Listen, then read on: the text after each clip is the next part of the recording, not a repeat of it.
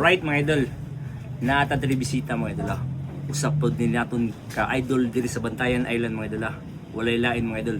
Si Idol Maglakbay TV. Alright. Shoutout ang idol. Ay, shoutout kang Tio Brian, no?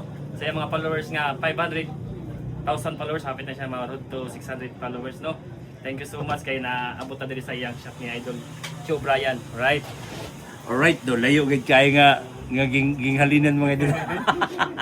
Sige mga idol, na naman atong katuyuan dol. Na ay na ako ito Idol ba kanang ako ni amigo kay nanginahanglan siya kwarta niya. Ang iya na siya silver nga gibilin siyang lula niya karon kay mao bay paglarga niya. Iya kong isugod diri nga ipatanaw siyang silver. Lo, dagko lang yan na dol. Kay nanginahanglan mo siya kwarta gud emergency money ba. Iya kong isugo.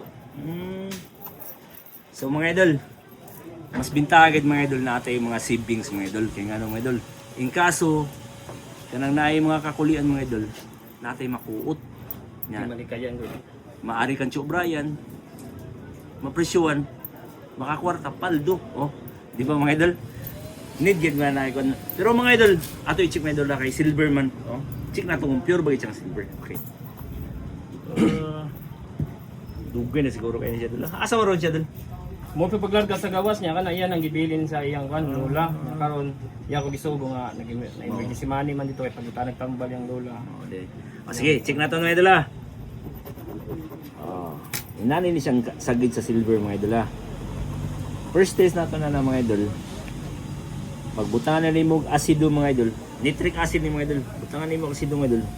Makuha gid na siya, mawagtang na siya. Pero kung magpabiling kanina siya na diya mga idol, but pasabutan na white gold or kung stainless mga idol, danyog kay niya sagid. So sikan pa nato mga idol, sikan naton nga testing mga idol, inani ni siya mga idol. Ang pure nga silver mga idol, pag butangan nimo asido mga idol, dili na siya mubukal. Oh no. Okay. Dili na siya mubukal mga idol pag pure siya nga silver. Pero pag fake gani siya mga idol, grabe bukal kaya mga idol. Okay, ato test mga idol ah. Okay, bubo na to asido. Okay. So man siya mibukal no.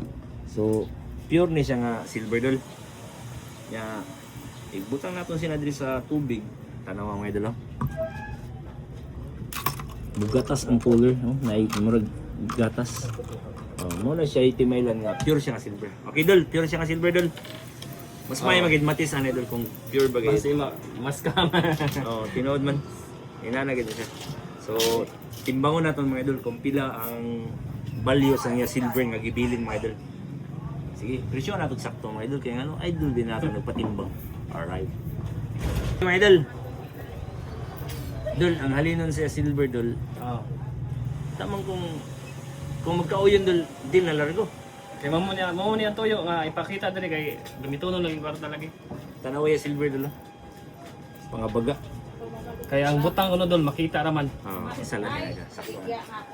Okay, mga idol. Ang presyo sa silver mga idol, 8,550. Anong duwa? Ang duwa. Saman. Kinagulan. Deal?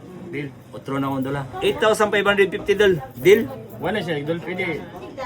Round up 90. Hindi madali 90. Ha? Layo na kayo. Ina, lagi siya last na siya.